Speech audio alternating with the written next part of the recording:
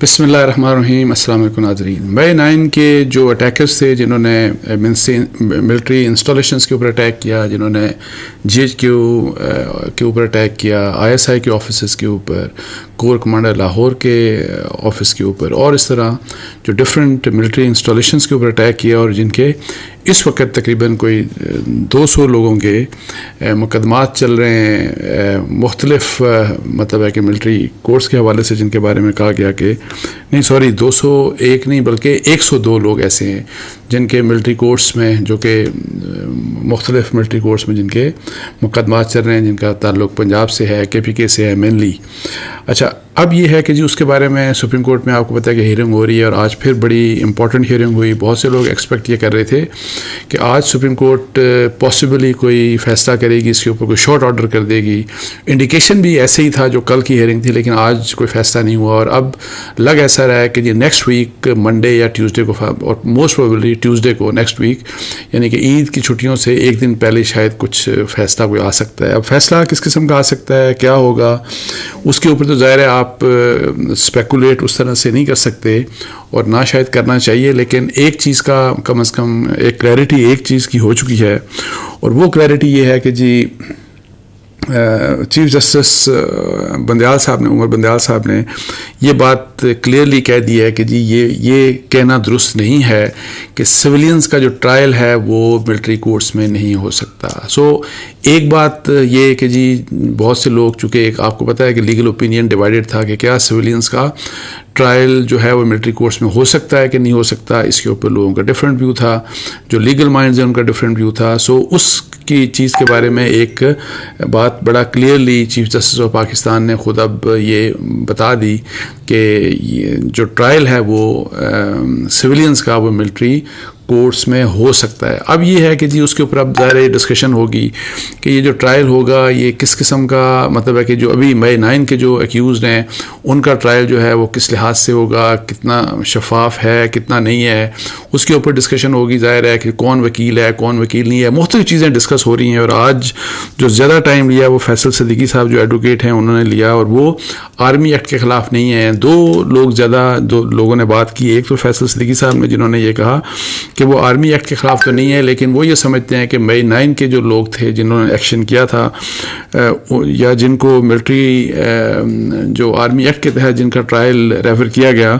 ان کا یہ خیال ہے کہ ان کو سخت سے سخت سزا دی جا سکتی ہے اینٹی ٹیررسٹ ایکٹ کے تحت، بٹ وہ آرمی ایکٹ کے خلاف نہیں ہے. اور دوسرے جو جواد اسخوارہ صاحب جو فارمر چیف جسٹس ہیں،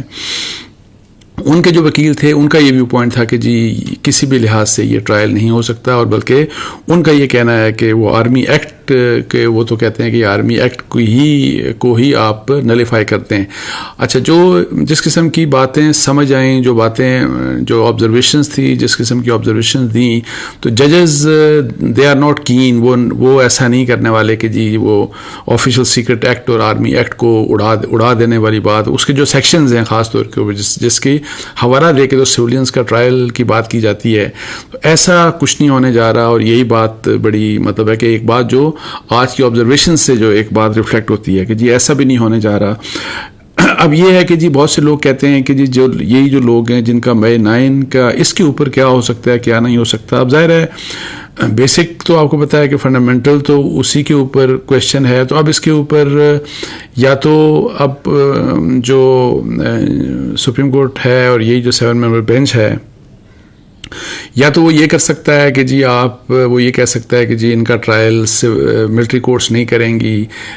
اور ایون وہ لوگ جنہوں نے ان کے وہاں اندر جا کے حملہ کیا، جنہوں نے جتنا بھی جو بھی یادگار تھی شہداء کی ان کے اوپر اٹیک کیا، یا جو ایئر بیس تھی وہاں پہ اٹیک کیا،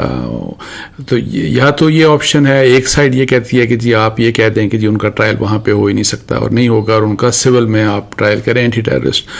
اچھا، دوسری سائڈ ابھی اٹارنی جنرل نے چونکہ پرائمریلی ابھی بات کرنی ہے، اور دوسری سائڈ وہ یہ کہتی ہے، جو کہ گورنمنٹ کی آپ کو پارلیمنٹ میں بھی یہ باتیں سمجھ آتی ہیں، وہ جو کہہ رہے ہیں ڈفرینٹ ٹاک شوز کے اوپر، گورنمنٹ وہ کہتی ہے کہ نہیں جی ان کا ٹرائل تو وہیں پہ ہونا چاہیے. اور یہ فوج بھی یہی کہتی ہے کہ چونکہ یہ اٹیک فوج کے اوپر تھا اور یہ بہت سنگین ایک جرم تھا، اور یہ کہ جس کا کوئی پریسیڈنٹ نہیں ملتا، یہ بہت ہی سنگین ایک جرم تھا جس کا پاکستان کی تاریخ میں مثال نہیں ملتی، اور یہ پاکستان کی فوج کے اوپر اٹیک تھا، اور یہ اس کا تعلق پاکستان کی سلامتی سے ہے، اس کا تعلق پاکستان کے ڈیفنس سے ہے. تو اس لحاظ سے یہ ہے کہ جی ان لوگوں کا جو ٹرائل ہے وہ فوج کی جو عدالتیں ہیں، فوجی عدالتیں ہیں، انہی کے تھرو ہونا چاہیے، اور اس کے لیے کوئی ترمیم کی ضرورت نہیں ہے، کوئی قانون نیا بنانے کی ضرورت نہیں ہے. آلریڈی قانون موجود ہیں، وہی آرمی ایکٹ اور آفیشل سیکرٹ ایکٹ کی بات کی جاتی ہے. اچھا، اس میں گورنمنٹ کا یہ بڑا کلیئر ویو ہے. آج میں جو سن رہا تھا، یہ جو بلاول بھٹو جو ہیں، جو چیئرمین پاکستان پیپلز پارٹی، وہ اسمبلی کے اندر بات کر رہے تھے، تو وہ بھی انہوں نے ڈائریکٹ یہ بات نہیں کی، لیکن اگر آپ ان کی تقریر سنیں تو وہ وہی والی بات انہوں نے کہا کہ جی ملٹری کی انسٹالیشنز کے اوپر اٹیک ہوا،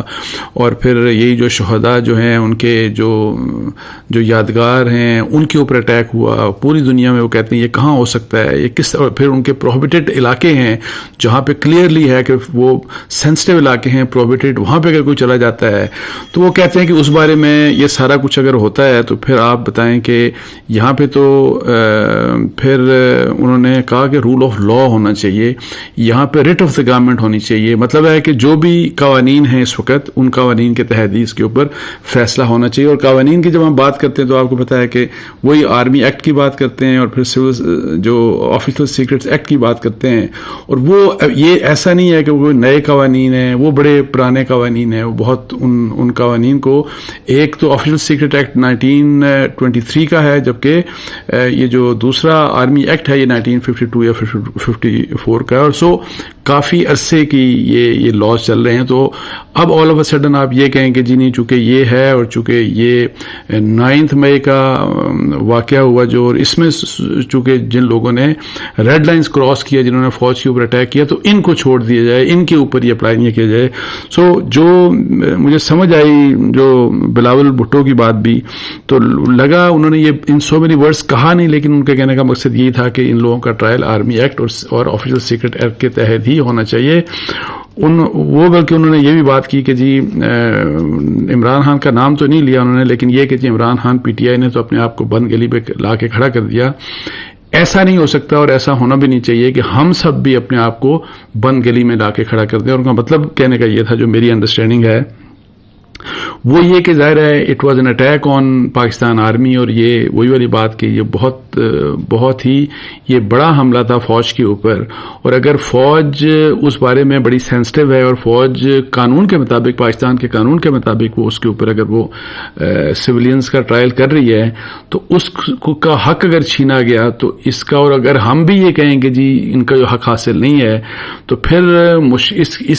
اس کے کچھ ریپرکشنز سب کے لیے ہو سکتے ہیں. پھر تو یہ انہوں نے، یہ مطلب ہے کہ اس میں میری انٹرپریٹیشن ہے، یہ میں اپنی بات کروں، انہوں نے ان سو مینی ورڈز کہا نہیں. اچھا، اب یہ ہے کہ جی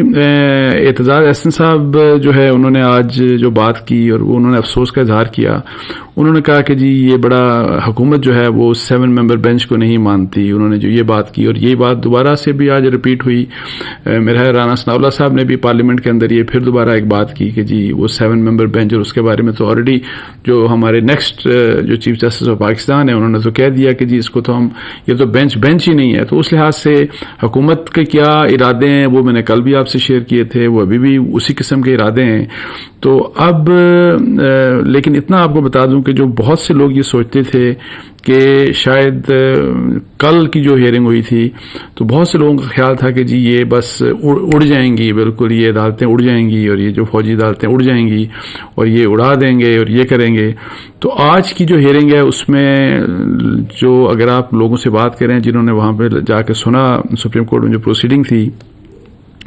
تو اب ایسا کچھ نہیں، ایسا شاید آج کی ہیئرنگ سے اب وہ شاید وہ لوگ یہ بات اب وہ نہیں کریں گے. وہ آج اگر آپ ان سے بات کریں تو وہ کوئی ڈفرینٹ بات کریں گے، کہ کوئی کسی طریقے سے یہ ہے کہ جو مطلب ہے کہ یہ بھی ہو سکتا ہے کہ جی جو لوگوں کے فنڈامنٹل رائٹس ہیں، لائک یہ کہ جی کون وکیل ہوگا، اور عزیزوں رشتہ داروں کو پتہ ہونا چاہیے، وہ جا کے اگر ان کو بھی ٹرائل میں جا کے موقع مل جائے کہ جو بھی اگر فوجی عدالت بھی ہے تو وہاں پہ ان کی